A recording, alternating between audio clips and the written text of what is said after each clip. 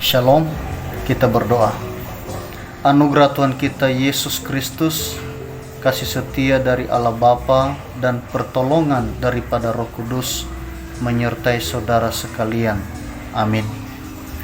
Bapak dan Ibu, kita membahas firman Tuhan dari Mazmur pasal 146 ayat yang pertama sampai ayatnya yang ke-10.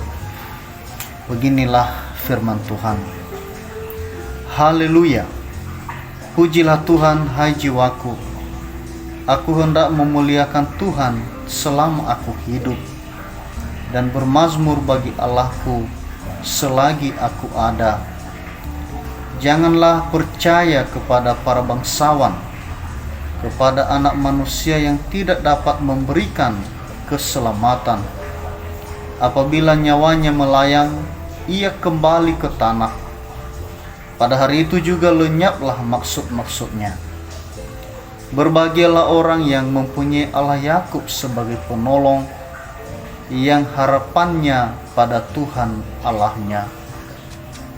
Dia yang menjadikan langit dan bumi, laut dan segala isinya, yang tetap setia untuk selama-lamanya, yang menegakkan keadilan untuk orang-orang yang diperas, yang memberi roti kepada orang-orang yang lapar. Tuhan membebaskan orang-orang yang terkurung. Tuhan membuka mata orang-orang buta. Tuhan menegakkan orang yang tertunduk. Tuhan mengasihi orang-orang benar. Tuhan menjaga orang-orang asing, anak yatim dan janda, ditegakkannya kembali. Tetapi jalan orang fasik dibengkokkannya. Tuhan itu Raja untuk selama-lamanya. Allahmu ya Sion, turun-temurun. Haleluya. Sejauh demikian pembacaan firman Tuhan, Bapak dan Ibu. Kali ini saya tidak berkhotbah, tetapi saya akan mengutarakan beberapa pokok-pokok pikiran yang barangkali menjadi penekanan dalam firman Tuhan yang akan dikhotbahkan pada hari Minggu yang akan datang ini. Pertama, Bapak dan Ibu, pasal 146 Mazmur ini diawali dan diakhiri dengan kata haleluya. Kata haleluya umumnya diartikan sebagai puji Tuhan. Namun bila menggali lebih dalam, makna kata haleluya ini bukan hanya sebuah ajakan, tetapi sebuah instruksi atau mengandung sebuah perintah yang tegas. Kata haleluya dibagi dalam dua suku kata. Pertama, halelu artinya pujilah wahai sekalian, pandanglah kepada, lihatlah kepada. Dan yang kedua, Yah, yang juga berarti Yahweh, artinya Tuhan. Nah, jadi kalau kita terjemahkan, haleluya artinya pujilah wahai sekalian kepada Tuhan, pandanglah, lihatlah wahai sekalian kepada Tuhan. Sebuah foto menggambarkan seperti seorang gembala yang menengadah ke atas, yang melihat ke atas, di mana di tangannya ada sebuah tongkat. Wajah yang menengadah ke atas adalah ajakan agar semua orang melihat ke arah yang sama, yaitu kepada Allah. Dan ini adalah sebuah perintah. Bila perintah itu ditolak, maka tongkat yang ada di tangannya tadi akan digunakan sebagai alat untuk memukul, memaksa, dan menghukum. Jadi kata haleluya bukan sebuah kata yang gampangan tanpa makna, Bapak Ibu, tetapi sebuah perintah tegas kepada seluruh isi bumi untuk harus tunduk penuh hormat, menyampaikan puji-pujian kepada Allah, memuliakan Allah.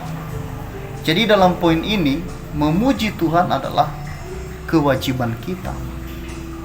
Itu yang pertama. Yang kedua, atas dasar pemahaman yang dalam tentang tujuan hidup, maka Daud mengambil sebuah keputusan bahwa selama ia hidup dan selagi ia masih ada, ia memuliakan Tuhan. Selama hidup dan selagi masih ada, dalam pengertian ini artinya dari lahir sampai mati, itulah waktunya bagi Daud untuk memuliakan Tuhan. Sekaligus ini mengingatkan kita bahwa sejak kita lahir sampai kita mati, itulah waktunya bagi kita untuk memuliakan Tuhan. Jadi kalau sudah begini konsepnya Bapak dan Ibu, berarti yang paling utama adalah kesetiaan. Kesetiaan atau setia kepada Tuhan, tentu kita ketahui bersama bahwa itu bukanlah perkara yang mudah. Mengapa? Karena dalam menjalani kehidupan di dunia yang sementara ini banyak sekali tantangan. Tantangan itulah yang kemudian membuat orang-orang tidak bertahan dalam iman dan berhenti untuk mengikut Tuhan. Nah, tentu di sini kita dituntut untuk sabar dan tabah untuk menjalani hari-hari kehidupan dan meyakini bahwa dengan setia kepada Tuhan, maka hidup kita tidak akan berakhir dengan sia-sia. Yang ketiga, nats firman Tuhan ini juga mengingatkan kita agar kita senantiasa tidak mengandalkan manusia, tidak mengandalkan orang-orang hebat yang ada di dunia ini, tidak mengandalkan kaum bangsawan, tidak mengandalkan harta dan jabatan yang tinggi, tidak mengandalkan orang-orang besar yang ada di sekeliling kita atau siapapun juga yang ada di dunia ini. Mengapa? Karena kita adalah sesama ciptaan. Itu seperti dicatat di ayat 3 dan 4. Ciptaan adalah buatan tangan Allah yang tidak bisa bertahan kekal. Semua akan berakhir, semua akan lenyap, tetapi hanya Tuhanlah yang kekal dan tidak akan pernah berubah. Jadi bagaimana Bapak dan Ibu? Nah, firman Tuhan kali ini mengajak kita agar kita mengandalkan Tuhan saja. Kita mesti bersandar hanya kepada Tuhan semata. Dia bukan hanya pencipta dan pemilik semua yang ada, tetapi Dia adalah pengendali dan penentu kehidupan kita. Tuhan Abraham, Tuhan Ishak, dan Tuhan Yakub adalah Allah Maha Besar yang sudah terbukti sebagai penolong yang ajaib bagi kehidupan umat manusia beberapa abad-abad yang lalu. Di ayat 7 sampai ayatnya yang ke-10 dinyatakan bahwa Tuhan itu adalah yang menegakkan keadilan bagi orang-orang yang diperas. Tuhan itu adalah yang menyediakan kebutuhan yang secukupnya bagi orang-orang lapar. Tuhan itu adalah pembebas orang-orang yang terkurung. Tuhan itu memberi kesehatan, memberi kekuatan, mengasihi orang-orang benar. Tuhan itu menjaga dan memelihara orang-orang asing, yatim piatu dan janda. Dan yang terakhir, Tuhan itu adalah penghalau musuh dan yang membengkokkan jalan orang-orang fasik. Jadi Bapak dan Ibu, Tuhan itu begitu mengasihi kita, Dia tidak perlu diragukan, dan segala hormat, kemuliaan, pujian hanyalah kepadanya dari sekarang sampai selama-lamanya. Demikianlah firman Tuhan. Tuhan Yesus memberkati. Shalom.